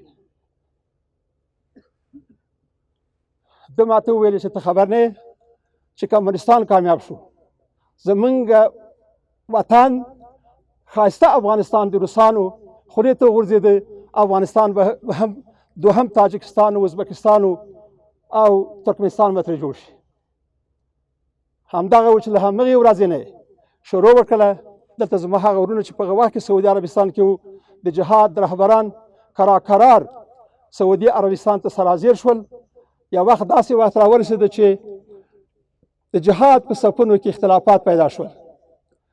انجینر صاحب د دې په خاطر باندې د ټول د عمر دعوت نه و کړی چې دی د یو تنظیم سره امیر وي، معاون دی وي، او د پیسو چښتن دي سي، او د درایي چښتن دي سي، او د نوم و نشان چښتن دي سي. له هغه جینه راغی دا چې قصه ډېره اوږده دی، خو هغه جینه چې د سولې کار شروع کړ، د حکمتیار او د رباني په منځ کې دومره اختلاف زیات شوی و چې د نړۍ مسلمانان راغله پېښور ته ولدونې دعوت وکړ چې تاسې متحد سئ، سره یو سئ. د تاسې قضیه دومره لوی ده چې دا د بریاعظمو په منځ کې دی، دا د یو څو وړکیو تنظیمونو ګروپونو خبره نه دی. تر هغه پورې چې د افغانستان مجاهد او مسلمان ولس سره متحد او یو موټی نه سي، افغانستان به د ډېرو لویو خطراتو سره مخامخ سي. انجینر صاحب احمدشاه احمدزی د جمعیت او د حزب اسلامي د ورونو په منځ کې د خارجي مسلمانانو د بهرني ملکونو څخه راغلي ول، له هغو سره په ګډه باندې په دې غې شروع وکړه. چې کله هغه مسلمانان بیرته لاړل، ټولو دغه جهادي رهبرانو سره وعده کړې وه چې موږ به له دې سره اتحاد کوو. متاسفانه دا د ده دی اوس په دې قبر کې ښه د خدای تعالی دې ورته قبر منور وګرځوي. د ما خبرې به انشاءالله اوري. د استاد رباني مرستیالو د جهاد په خاطر باندې ورته ویل چې تا د مسلمانانو سره وعده وکړه چې تاسې به اتحاد کوئ، چې تاسې به اتحاد کوئ. کله چې استاد رباني خلک رخصت کړ، انجینر صاحب احمدشاه مباشر د استاد رباني څخه منفي جواب ترلاسه کړ، او بر علاوه چې هغه مسلمانان چې د بهر څخه د مسلمانانو د اتحاد او یووالي لپاره راغلي ول، هغه ډېر ساده مزاجه خلک وبلل. انجینر صاحب لاس ورته پورته کړ، د ډېرو مناقشو نه وروسته ورته وویل چې زه به په هېڅ صورت سره د داسې یو مخلوق اطاعت ونه کړم چې هغه د پروردګار په معصیت کې ګرفتاره وي. زه له دغه دقیقې نه مې له تا نه بیعت واخیسته، خدای په امان. یو مقابله یې له همدغه جنه شروع شوه چې د ملک د اسلامي جهاد څخه د دفاع په مقصد باندې د استاد رباني نه خپله فاصله د اسلام په خاطر جدا کړه.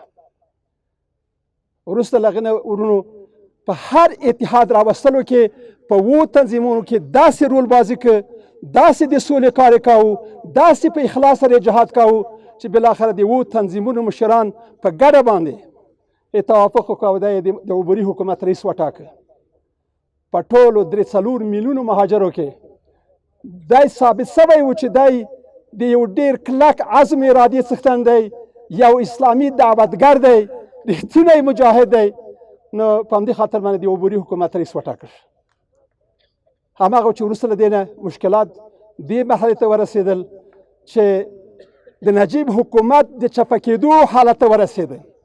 د دوهم ځل لپاره بیا دعوت شروع کړ تر څو وکولی سي چې جهادي رهبران تر یوه چتر لاندې راولي او وکولی سي چې د نجیب حکومت په داسې حالت کې سقوط سي چې هلته اسلام حاکم سي، د 2 میلیونه مسلمانانو وینې ضایع نه سي. وروسته له هغه نه متاسفانه د انجینر صاحب خپل هغه ده چې یو وخت کې ما ولیده چې د سترګو نه یې اوښکې راغلې چې کله حکمتیار صاحب ته راغلی و سپینې شګې ته د یوې هفتې په موجودیت کې له هغه نه غوښتنه وکړله چې باید جهادي رهبران یو مشر وټاکي او د دنیا غوښتنه هم همدا وه. ولې متاسفانه دی مایوسه راغی چې کله دی پېښور ته راغی له سترګو نه یې اوښکې تلې چې متاسفانه افغانستان د یو ډېر لوی خطر سره مخامخ دی. هغه دا ده چې مجاهدین نشي کولی چې یو واحد اداره او یو واحد رهبر افغانستان ته وټاکي.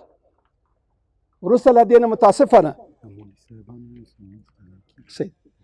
نو په همدې خاطر باندې آخري خبره ګرچې دلته ماته خبره کړه چې لمونځ قضا نه سي، ما مخکې وویلې خبرې خو ډېرې دي عزیزانو. انجینر صاحب احمدشاه احمدزی لکه څنګه چې په دعوت کې مشهور و، په جهاد کې مشهور و، په اخلاص کې مشهور و، په امانتدارۍ کې مشهور و، داسې مشهور چې کله کله به د کمونستانو د نورو کفري ډلو ټپلو له خوا نه به ورته خبرداری ورکول کېده چې انجینر صاحب احمدشاه سره د جهاد پیسې دي.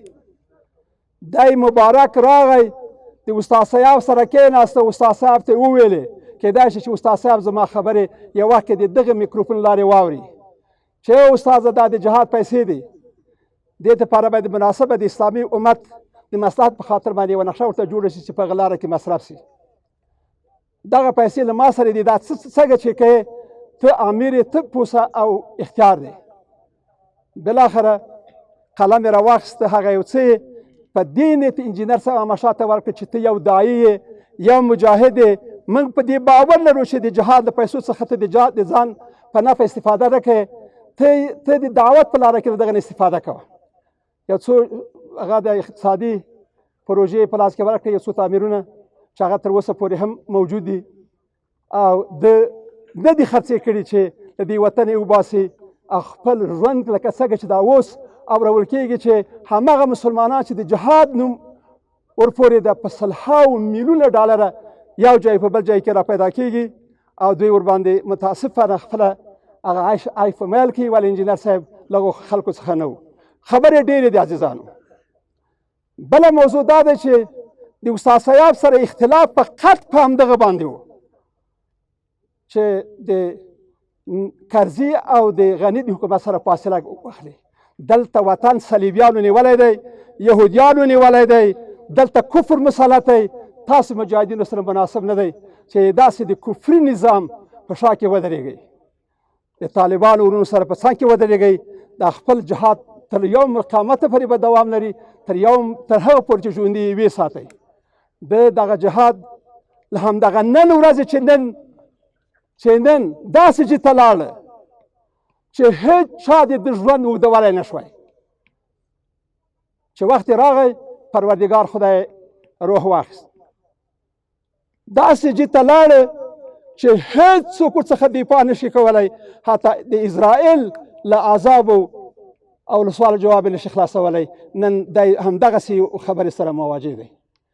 دی په همدې عقیده باندې و چې همدغسې ورځ به دی راباندې راځي چې د جنت او د دوزخ لارې به رسم وي، چې که چیرې اسلام ته پابند وي، اخلاص د صادق وي، دین ته پابند وي، د اسلامي امت دردونه سره وي، نو په دې باور لرو چې جنت به زموږ په نصیب وي. پروردګار دې جنت ورته نصیب کړي.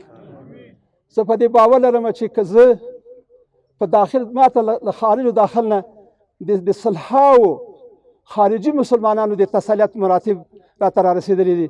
زه پوهېږم چې د دې خاک جبار ورونه او د افغانستان د هر ګوټ او د هرې ولسوالۍ او د ولایت خلک انجینر صاحب په پوره هغه سره پېژني.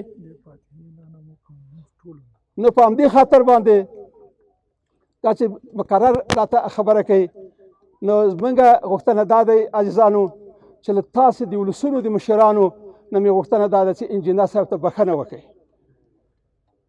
انجینر صاحب نه به یو تعداد خلک له دې نه ګیلمن سوي وي چې ده سره به په جب کې چینه و مایوسه به تلئ، خو تر هغه وخته پورې چې د ده کور ته یا دفتر ته له جهاد د شروع تر اوسه پورې مراجعه کړې وي، دا یې خالي لاسته ده پرېښی. آخر کې زه چې دا اوس راتلم له کابل نه، ما ته احدیار صاحب د لوګر یو ستر مجاهد مخې ته راغی، ما ته ویل چې زما پیغام په پایدیره کې خلکو ته وایه چې څه وخت ډېر نږدې دی دا مریضو د لوګر د مجاهدینو نه مې مرسته ونه غوښته، ما ته یې کافي مرسته راکړله چې په ټولو جبهاتو باندې مې تقسیم کړله.